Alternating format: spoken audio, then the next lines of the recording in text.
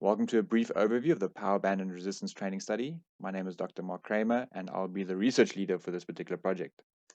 Just to give some background information, numerous studies have already investigated the use of PowerBand training as an effective tool for increasing strength, but this is usually limited to athletic populations, for example, American football, soccer, weight training, and basketball.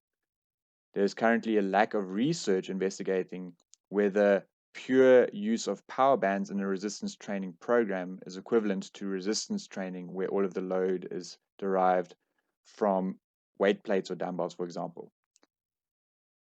To effectively investigate this, one would have to assess the coefficient of elasticity derived from each of the different types of bands and then to map the relative loads of each of these bands as a function of the body dimensions of the individual. It is well known that the resistance derived from bands varies as a function of its deformation, and therefore algorithms would have to be developed that carefully account for different body dimensions across different populations.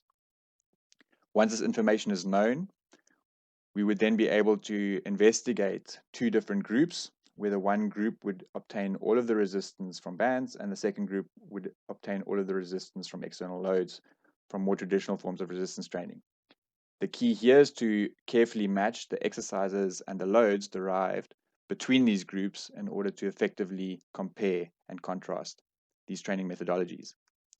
In summary, the purpose of this particular research project would be to determine the coefficient of elasticity of the various bands and various positions, and then to use this information to create custom templates and algorithms for resistance training. We would then like to determine whether power bands are a justifiable means of improving strength and power, and this would be specifically applicable and meaningful in communities where access to resources and funding is typically limited. The capacity of this research project would allow for approximately 1 to 2 master students. If you are interested or you have any more questions or queries, please don't hesitate to contact me. My contact details, either via email or Twitter, are provided at the bottom right-hand corner of your screen. Thank you.